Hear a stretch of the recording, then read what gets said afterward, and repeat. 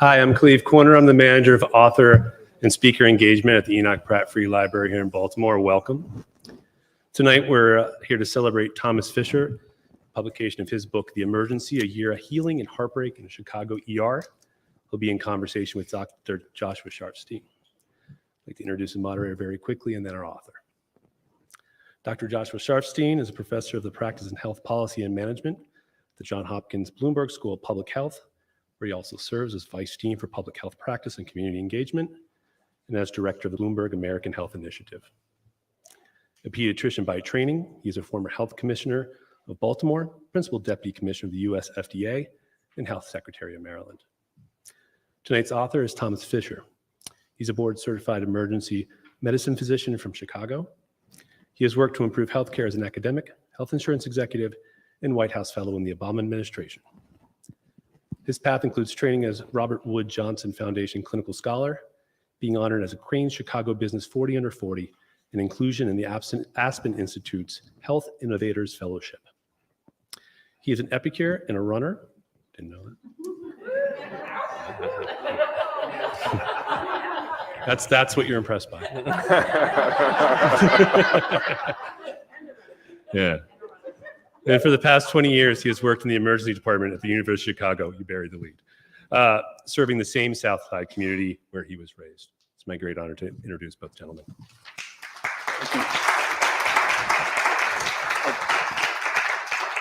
Thank you so much, and thanks so much to the Pratt Library, not only for hosting this great event, but for everything you do for the city, which is just tremendous.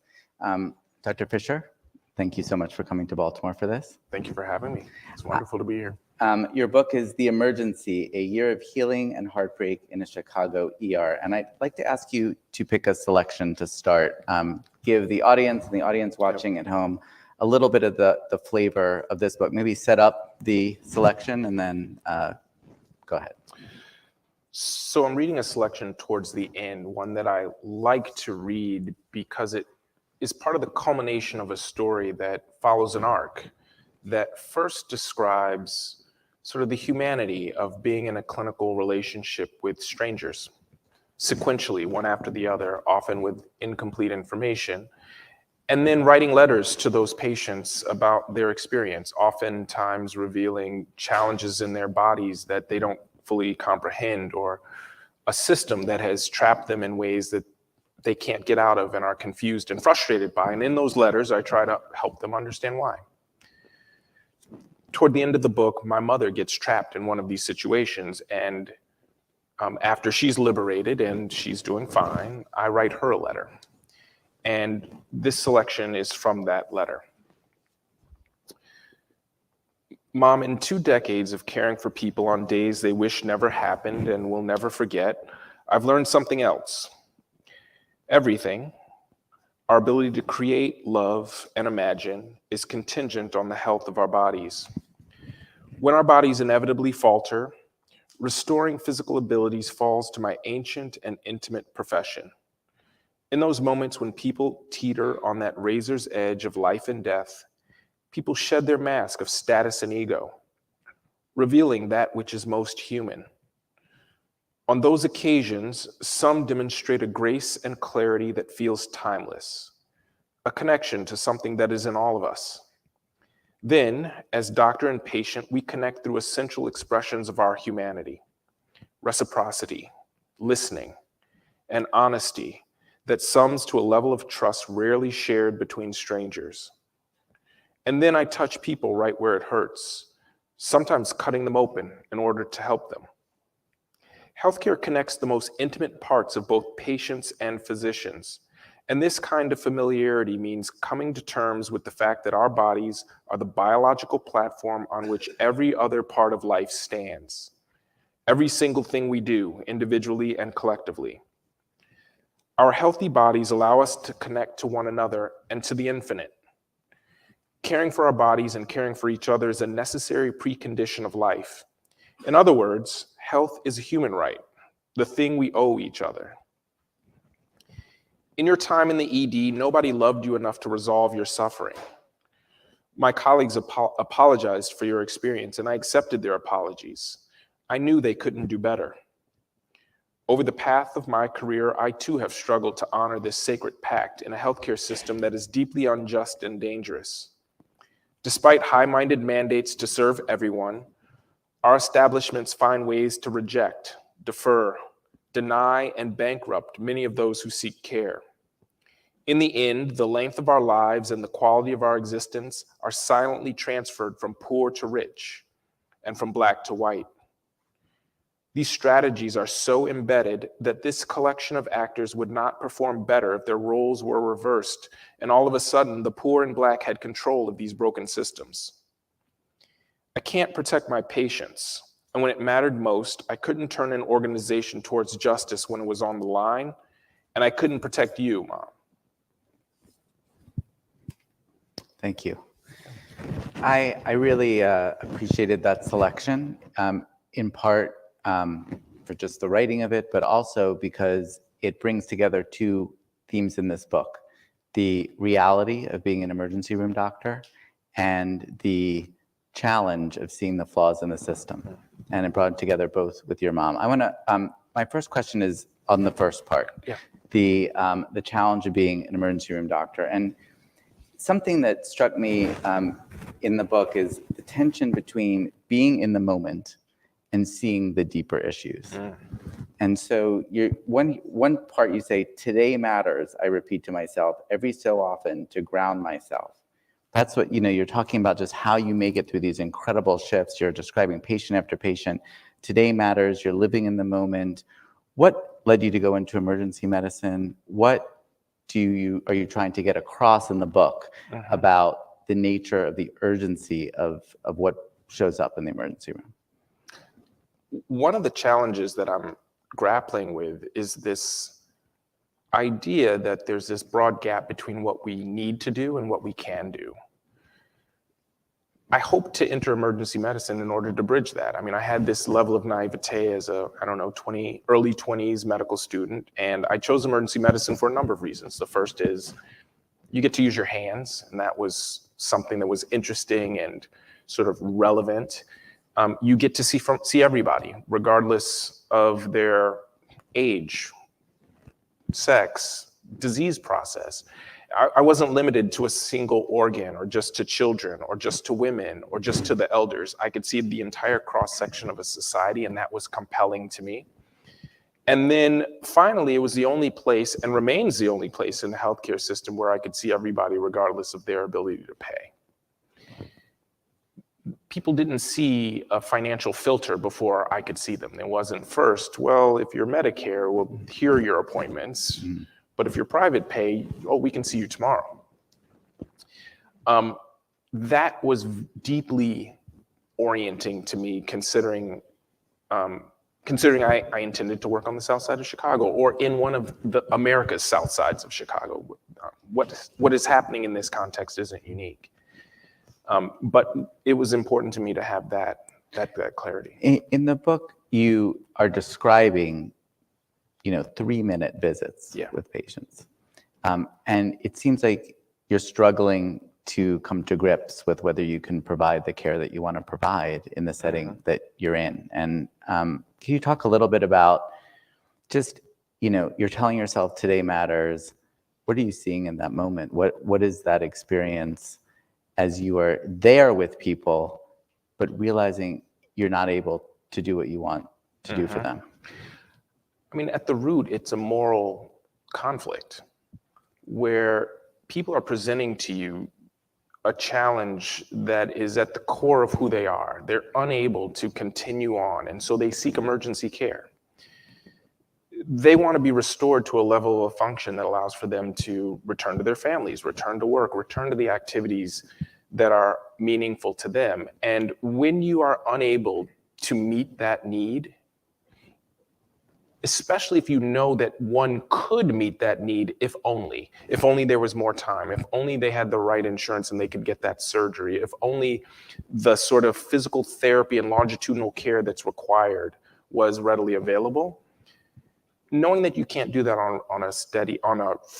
with regularity and with reliability, forces you to step back and wonder, well, what is my role in this system? And am I simply a perpetrator of this injustice? Are there ways in which I can overcome this? And I tell myself to remain in the moment, because one of the most direct defense mechanisms is to step back and stop seeing them as a whole person. They're an ankle sprain now. They're just a chest pain. And what do you do for chest pain? Well, X, Y, and Z, but we can't do Z, so we'll just do X and Y. And it allows for you to not feel that moral connection to something that's bigger and more challenging. You're pressing yourself forward. You want to make sure that you're there. So instead, I want to make sure that I continue to see them.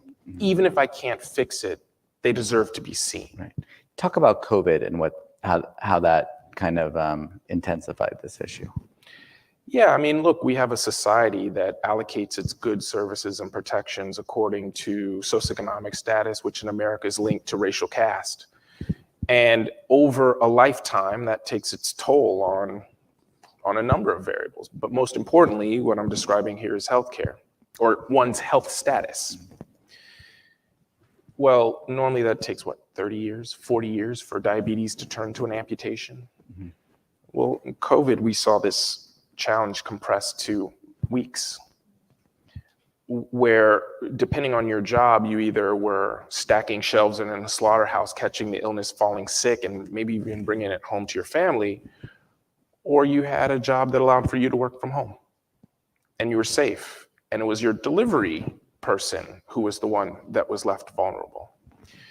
And so this stratification sorted people into health status in a matter of weeks, and it was reflected in who came into the emergency department febrile and coughing. And then it was reflected again that summer, after so many of the elders that keep communities from being violent, and so many of the distractions that normally keep a cap on violence were removed, and the emergency department was awash with shootings and violence. So the moral injury, in a sense, that you have felt for a while as an emergency room doctor became more intense during this period. You saw it happening more quickly, you saw more people affected, and you saw obviously more lethal outcomes. Unquestionably. I had one of my young colleagues trained in Atlanta in a hospital that was not very dissimilar, and confronted one of these waiting rooms with 40 people waiting, and many of them waiting 8 hours or longer. And she said, all I can do is bear witness. She couldn't fix it. She said, all I can do is bear witness. And we have these little coping mechanisms, and sometimes that's all you can do, but remaining present and bearing witness is a part of the process. Now sometimes I go over to the medical school, I sneak in over there, and and I talk to medical students, and I'm trying to figure out which medical students are, have a little bit of a public health sensibility, eager to break free, And so I was reading this book and I thought, it's not that hidden. You've got a public health sensibility that is very clear. And you go from talking about individual patients and your own experiences by their side to these letters where you are essentially expressing your inner, in my view, your inner public health sensibility, social justice sensibility about what is behind the problem. And it starts pretty broad, in describing the underlying causes of this challenge that you're seeing. Maybe, where did that journey of understanding for you start? It's a great question. It probably started in medical school. I was one of those students that you were looking for that had this public health sensibility. I did a summer project between my first and second year that was building a men's health clinic. And I had mentors who were a part of the Cook County health system and were very thoughtful about the variables that keep people sick and healthy as opposed to the treatments that make them better. It was a summer where most of my classmates were doing bench research or other laboratory work, because that was what we're all sort of pushed to do. And I was kind of looking at things differently. And that led me to, ultimately the clinic was born, and I went to public health school. I left medical school for a time period and went to public health school in order to better understand, well, how is it that society is organized in ways that allow for some people to be healthier and sick? I must have missed the public health school years in here. No, I'm just kidding. I think the whole thing is the public health I know, school that's years. fair, that's fair. That's okay. But that's where it all began. Mhm. And then it became a question, well, how do you express this in both a clinical context, but also in a societal framing? Like, what are the sorts of policies that follow through on that? So let's talk about those policies. So we have social policies. Yeah. What are the social policies that you found yourself thinking about as you're writing to your patients? I followed a number of arcs, and I think that the one that so many of them anchored on was the way in which we used housing policies to segregate our cities. If you consider the way everybody pays shared taxes, but then through segregation, the governmental resources that follow those taxes are then reallocated to some neighborhoods and not others, you amplify across generations exposures to food deserts and unhealthy living conditions and toxic air, but then also jobs that harm and then don't give you health insurance.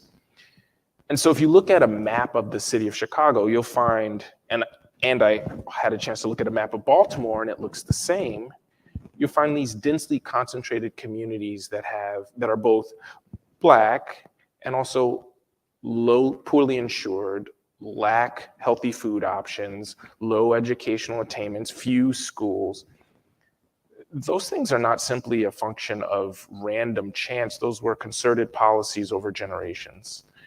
And so in Chicago, when you have a neighborhood near my hospital like Washington Park that has, 25% of the students don't finish high school, the uninsurance rate is 12.5%, and compared that to the Gold Coast where it's about 2.5%, it's not surprising that there's a 30-year life expectancy difference. Yeah, that is seen here in Baltimore. What you're describing is not unique to Baltimore or to Chicago, but is really obviously clearly evident in Baltimore. It's well over 20-year gap in life expectancy across the city.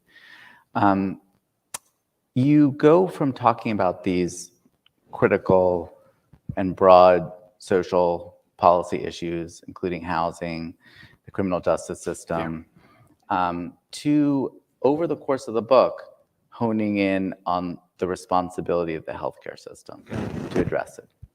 And I wasn't totally expecting that when I read the book. That you could write about housing in one letter and criminal justice in another letter. Like, there's plenty in the social policy failure category to explain a lot of what you are seeing in the emergency department. Yes. And sometimes those kinds of discussions tend to let healthcare off the hook. Sometimes you have, people in the healthcare system saying, well, the reason for these challenges is the social determinants of health, right? Which is sometimes abbreviated SDOH, and so people will kind of do that, not so much to say, let's focus on social determinants of health, but why it's not something for the healthcare system. But as you go deeper into your book, your letters start to focus more and more on healthcare. And you're writing the leadership of your hospital. You're asking, why is healthcare constructed in such a way that the populations that you're taking care of are getting the short end of the stick? First of all, why did you focus on, why that focus for you? You could have stayed at the social policy level. Nobody would have, counted it against you. What was on your mind that led to that intense focus? Well, I think there's a component of this which is stay in your lane. Right? Look, I'm in the emergency department. I'm in a context in which I can clearly identify the way in which we've stratified our services according to payer. When society has already done all this work to identify who is going to have those payment structures available to them to begin with, we amplify it in the healthcare system. So if society makes you sick, the healthcare system shouldn't add insult to injury. That's the one place where we should be led by science and this shared humanity, a goal of honoring our shared humanity in order to heal people. I mean, part of the reason why I read that last section, on occasion, is because there are these moments where we are no longer a dean or a physician. We're just sick. We're just a son or a husband or a partner or a friend. Should then your ability to pay be more important than someone else's in acquiring the sorts of healthcare resources that you need? And when I'm in the healthcare system trying to sort through this morass of sick and suffering people, and I'm then trying to get people to these areas where they need the definitive care, it shouldn't be their insurance status. It shouldn't be tiering. There shouldn't be these other variables that are the ones that define their care. We should be giving it to people who need it the most. The tiering part, that was really an unbelievable story. I don't know, maybe if you could tell that, how the hospital considered having 2 ERs within 1 ER? Yes, it didn't happen, but they threatened and were measuring to build a wall between our emergency department where one side was for people who are patients of distinction, and others were for everybody else. And I think that look, I describe it in all of its macabre detail, but there are hospitals all across the country that have a VIP floor. How is that any different? When these are collective resources. My training as a physician came from Medicare dollars. The buildings that sit in these communities are supported by the community's tax dollars because they're exempt. And what we saw during COVID is that none of these places can stay open just as soon as their high-paying elective surgeries go away. Well, that is, what it brings up to the reader is almost like a double moral injury, because you feel so frustrated in your ability to be able to provide the care that you want, and at the same time so betrayed in a way by the healthcare system that has put you in that position. And also, I'm a part of the healthcare system, right? I mean, part of the challenge is, okay, these are the cards. What do we do about this? How is it that we untangle this conflict between, this profit and people that so many of our leaders and even physicians face? And I think that's one of the beauties of being in the emergency department is I never have to look at their insurance status. The challenge then becomes getting them the care that they need, or when a VIP happens to hit these same constraints and your phone blows up and it's like, get them out of there. Mm-hmm. Get this woman to this special bay. And occasionally the person who needs the most is also the person who has the most. But not always. Sometimes the person who needs the most has the least. And shouldn't that be the person who we lavish, the best care that that the wealthiest nation in the history of the world has ever created? Well, we are going to, in a few minutes, be opening for questions so people can start thinking about them. But I do want to ask you a little bit about how we can address some of these serious challenges. Good. I'm going to ask some of those questions to you as well. Okay, we're ready. We're ready. And how? Let me just start just personally. How do you, writing a book, obviously, telling people about the problem. That's really important. Recognition. What are other steps that you see available to physicians on the front lines, to others to who are experiencing this, to make change? Yeah, I think that physicians too often are cowed into silence, or see this problem as so big that there's nothing they can do. And I would agree with the latter, right? Not that there's nothing you can do part, but the fundamental solution is a grand reorganization of society towards one that embodies its democratic values, that it actually expresses in its documents, that recognizes us all as similarly human and reflects that in its institutions and structures. I won't see that in my lifetime. But that is the way to solve this. In the meantime, those of us who have the capacity to guide organizations can do our best to recognize the conflict between profit and people and resolve those in advance. To recognize these are systems and not a bad person here or there, even if we perceive of that bad person as being the leader. In fact, these are systems working exactly as designed. And in fact, it will only be system solutions that get us out of this morass. And then recognizing at the end of the day, healthcare is about people, fundamentally about people. And one of the reasons I wanted to make this such an intimate book and take people into the clinical setting is to recognize that there are people behind each of these decisions that are being made, both clinical, administrative, and social. People experience those at the end of the day. And recognizing that that is where our decision-making process will lead, whether we're conscious of it or not, and remembering that is important. I also think physicians can bear witness. Well, you do a lot of bearing witness in this Yeah. book, there's no question. And you're, I think, bearing witness not just to what's happening to patients, but what's happening to the system issues, but, raising really serious questions about healthcare. As somebody who has done significant work reshaping, particularly Maryland's healthcare system, I'm curious, one, what you've seen as far as progress since you were in those seats, and where do you think we can go? Well, I remember the first time, right after I became the health commissioner, I was asked to do grand rounds in medicine at Johns Hopkins. I'm a pediatrician, and that was a little intimidating. And in the front row, the residents were all falling asleep, and so I was trying to keep them awake because I was talking about public health. And I remember saying something like, I don't even know if this is true, but I think I said, like, I think the idea of rounds was invented here. Pretty much if Hopkins, if you say something was invented here, people go with it. It's a good thing. But the idea of rounds was invented here, and you try to figure. You will go to the end of the earth to figure out what's wrong with the patient, and figure out if there's some unusual issue. What if we had a system where you went to the end of the earth to figure out how to help people stay healthy and not need to get sick in the first place? And it was just like, what if the topic on rounds was where did the system fail that you wound up here, and what can be done structurally and through policy to prevent that? Where's that conversation happening? Yeah.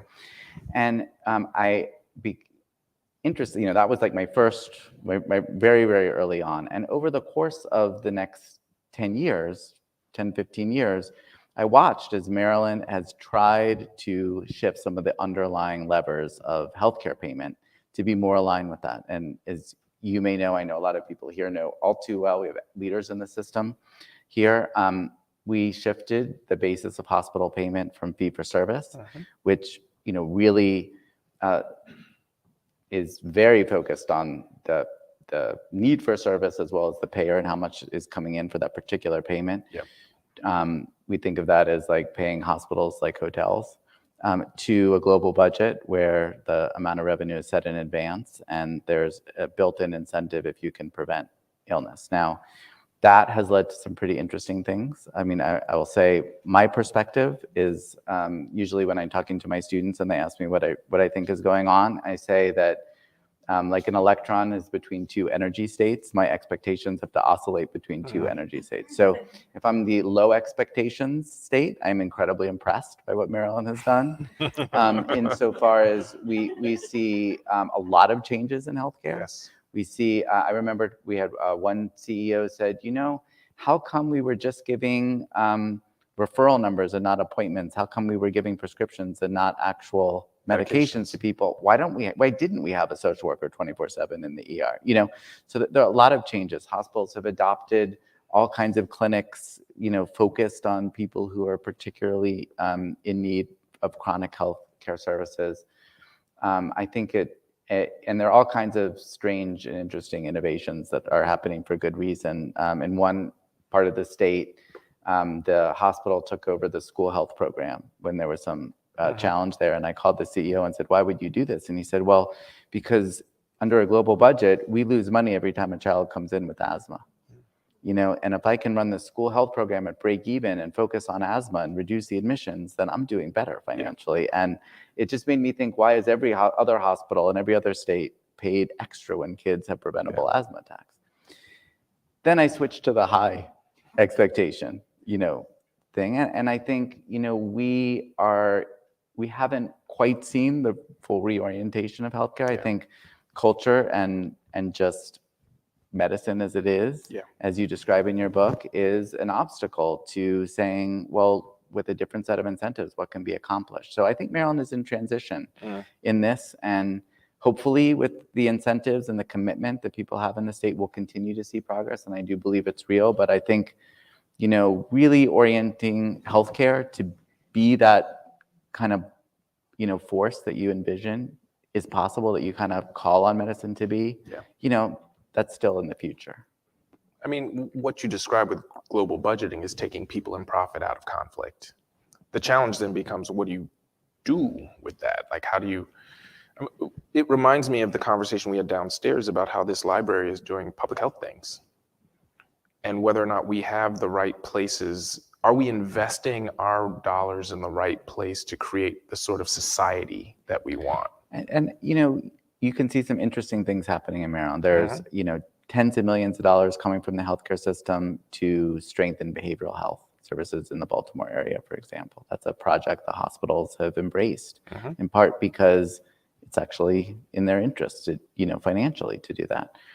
I do think there's a lot of possibility. I personally found most compelling in here the pieces about healthcare, because I do think that while the social policy has to change, and I actually think public health has a big role in changing social policy, healthcare is important symbolically, and it's important practically to how we can try to push society to be more fair.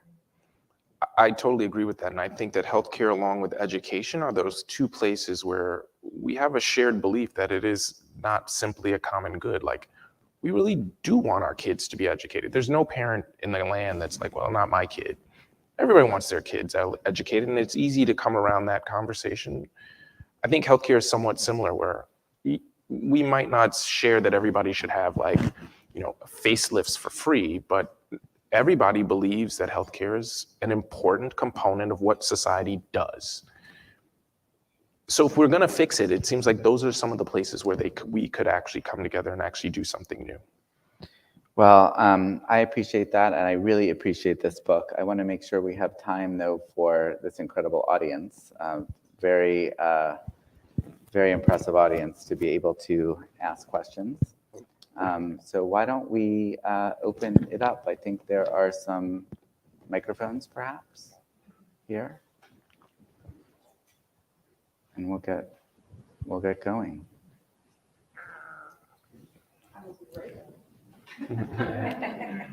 It's pretty quiet. Folks could probably shout them out if they want. Yeah, well, I think we have, we're probably live casting it, so I want to make sure people can actually listen to the questions. I will resist the temptation to call on people to We have a question in the back. the gentleman in the back, who I do not recognize. Maybe now with this mask off. Maybe I do. I'd appreciate your thoughts on the boarding of psychiatric patients in the ER, waiting for days, sometimes weeks, for a bed. It's something we see regularly. It is not uncommon for people who have a psychotic break or are depressed and need inpatient treatment to spend days in the emergency department waiting for inpatient beds. There simply lack the availability of beds for those folks. Part of that has been a large divestment of mental health in the area where I work. Both the state and county have removed a significant number of resources with the expectation that they would then allocate those dollars to private entities in order to keep those beds open, and that lasted for about 5 years. And then the private entity said, we can't make money on this, keep your money, we're gone. And so those beds disappeared. And now we hold people in the emergency department not getting good treatment for a very long time, or admit them to the internal medicine beds when that time has elapsed. On the south side of Chicago, almost all of the public institutions have been divested from, except for healthcare through tax dollars, and the police. Mental health is one of those that's received very little funding and very little attention, except in sort of these, there are charitable pleas, but not an organized structure that recognizes this as a part of the healthcare system and requires intervention. That's a systemic issue that if you see, I mean, you describe in the book a number of patients who have severe mental illness who you are treating in the moment. Yes. But not a lot of discussion of what you're able to put in place for them. We have very little. And in fact, it is so unusual for somebody to receive definitive care in a single shift that you never know what happens to the person unless you're there sequentially over a number of days and have the opportunity to check back in the next time you're there the next day. I assume you're seeing something similar in Maryland? Maryland has struggled for a long time. In fact, one of the biggest challenges facing the system as it's making its transformation is gaps in behavioral health care generally. And I think that's one of the focuses of this latest version of the Maryland approach. But it has been a challenge for a while. And, certainly when I trained in Boston, the patients that I saw, the children I saw who could not get into psychiatric care and were stuck in the pediatric ward was one of the very deep lasting impressions. Yeah. And, I think even within the injustice that you're describing in the book, there are injustices. Yes. And that's one of them. Others. Okay, we've got it. I'm going to swing around. Why don't we do Lisa here? Okay. Hello, for you. Thank you. Doctors, thank you for a great discussion. So you were just talking about integrating behavioral health into clinical medical health. We had another big shooting today. How does gun violence fit into the healthcare discussion? This is a great question for the public health expert. Well, I think we probably both have something to say about this. We do. Tell me how it feels when they say incoming, Look, bullet. We have what's called killing season in Chicago. We're starting from our 70-degree day until they break in the fall. The level of gun violence on the south side of Chicago is untenable. It is not unusual to see 10 or 12 people shot in an evening on a weekend. And by the time they get to me, it's too late. Look, there's merit in stopping the bleeding and relieving suffering, but the challenge that leads a society to have these cordoned off communities devoid of resources, where contracts can only be adjudicated by violence, is something we all have to face. The challenge becomes, once you lock that door, society doesn't see it. You might see it a little bit on the news and you're afraid of it, but now these are monsters who got themselves in trouble. They shouldn't have done what they did, and they're no longer a son or a brother who's struggling to get out of a system that's untenable. There's a book called, there's a book that came out about violence. I think it's called Inconvenient Conclusion. I can get you the title, where it describes how you see these tantrums and violence, not only across the US, but around the world in these same sorts of communities where there's intense deprivation and people are struggling. They tried to look for white communities that were comparable to some of these black communities where you see this intense violence, and they simply don't exist. Even when they looked in some of these Appalachian communities, the level of poverty and deprivation that is a function of segregation in America is unique.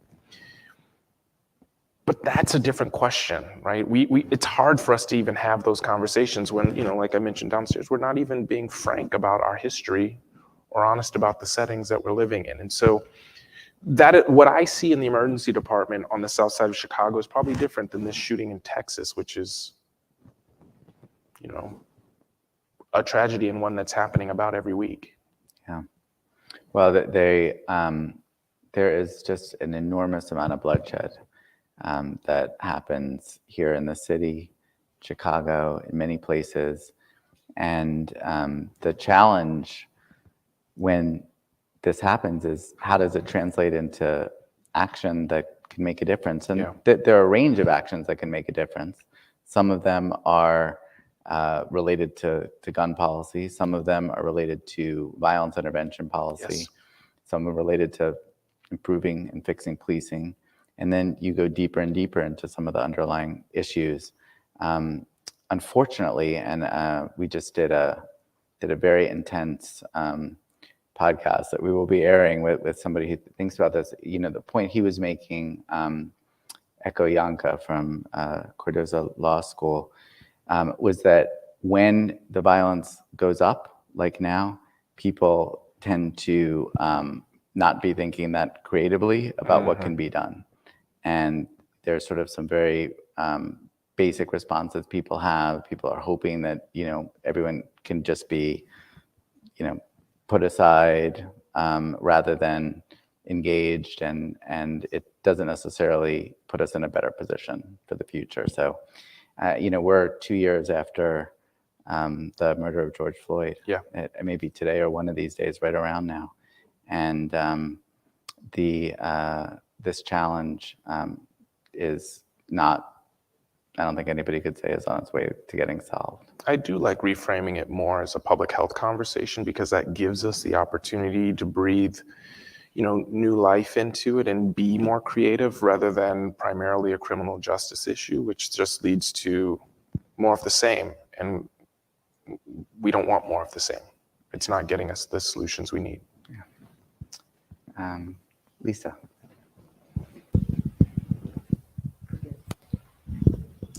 Thank you for being here, Tom. It's good to be here. Good to It's see you. great to hear you. I know you think a lot about these solutions, and you have a very unique background to formulate some solutions. So I'm wondering, if you were the administrator of CMS, what would you do? What 2 or 3 things do you think could help address some of these challenges you've pointed out in your book? I have thought about this quite carefully over time, but not so much lately. Partially,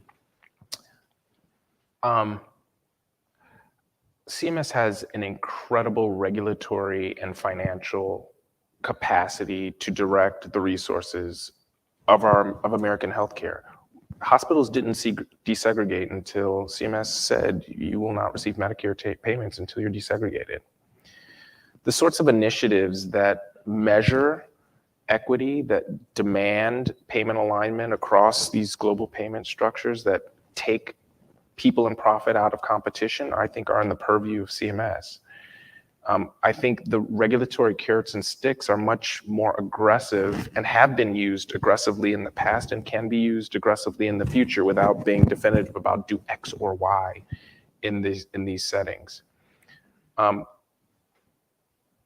I appreciate many of the steps that are being taken currently. I'm happy that there's much more measurement.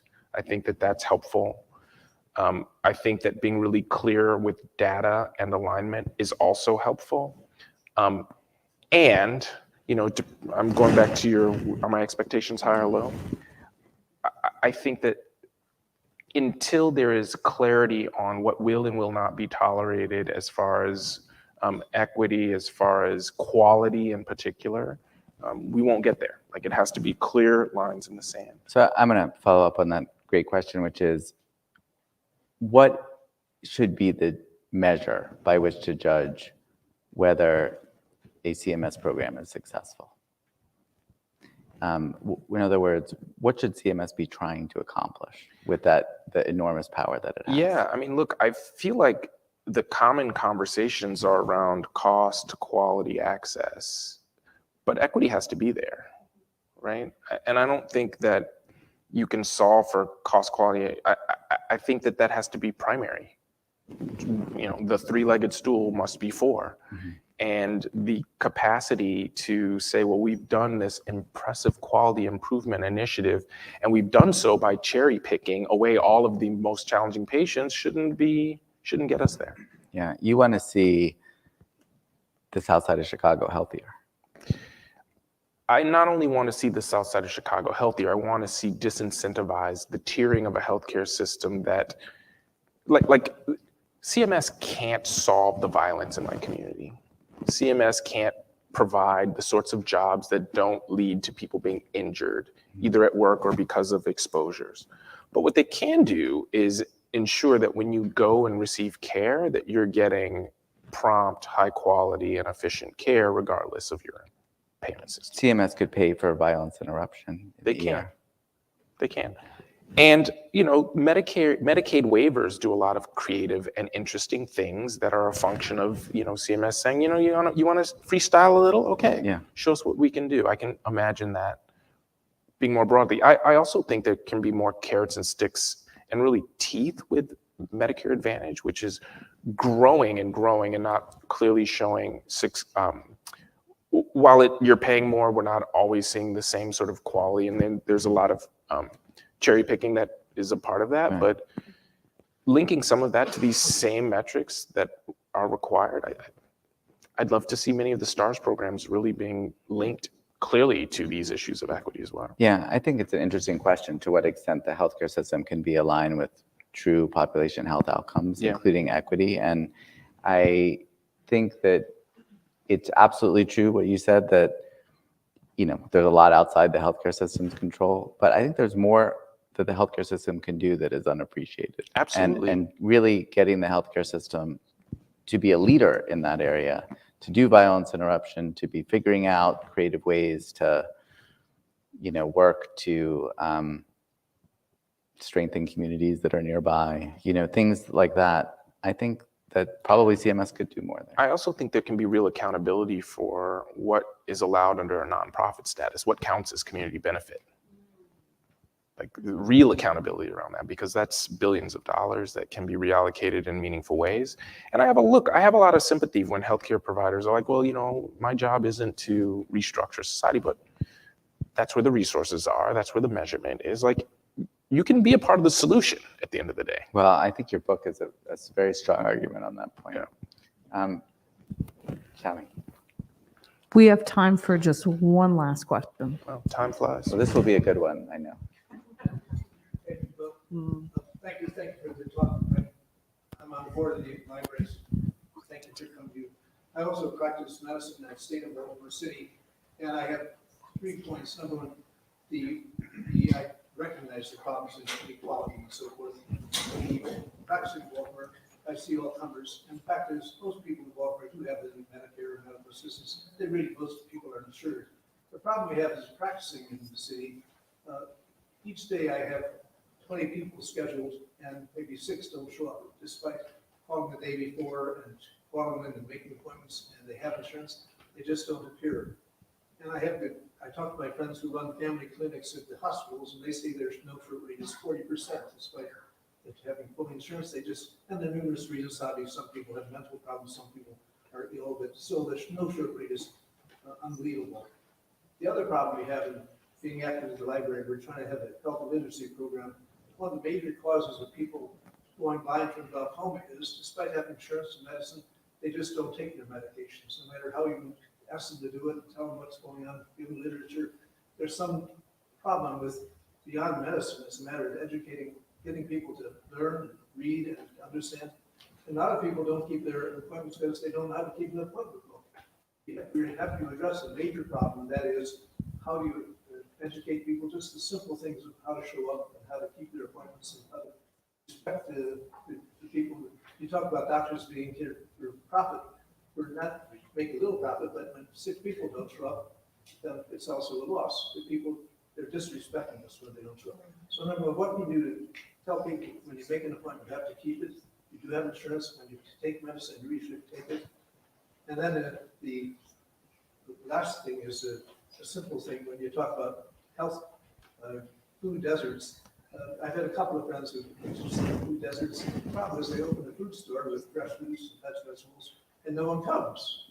And it's more than just opening a food store. You have to figure out how to, again, teach the public. It's important for you to go there and take advantage, take your food stamps, to get it fresh from the vegetables, not just Got it. There's more than just opening a food store. You have to convince the public to go take care of it. Thank you. I want to also, well, since we're just at the very end here, go ahead and ask your last question too. Thank you. So the question I had is, what's the role of business, be it small businesses in a community or large multinational corporations, to help address the inequities in healthcare? So we've got a lot on the table here. Yeah, all businesses. Yeah.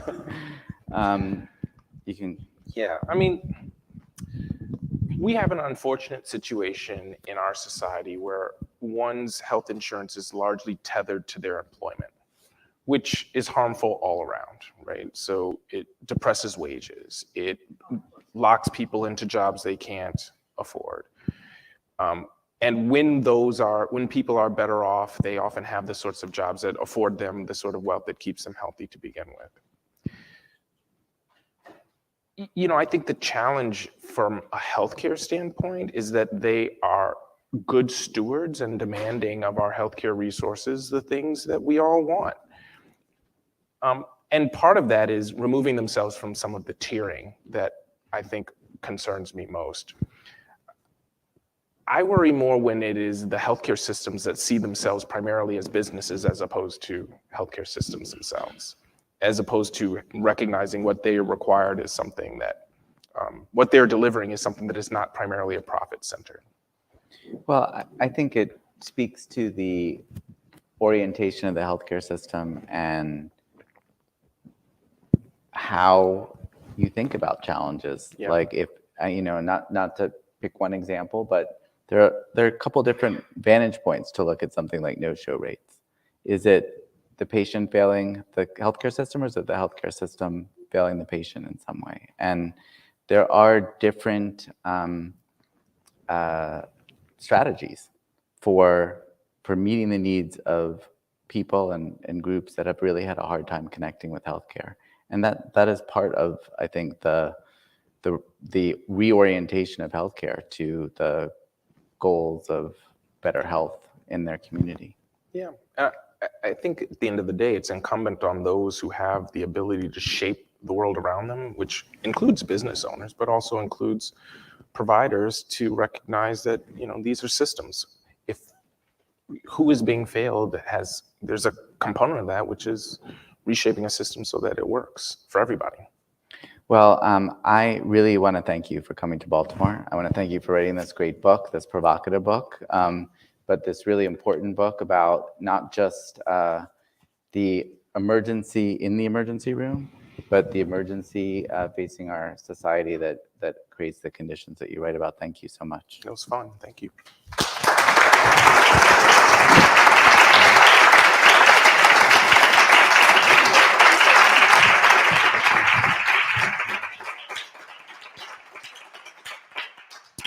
Thank you both so much. That was wonderful.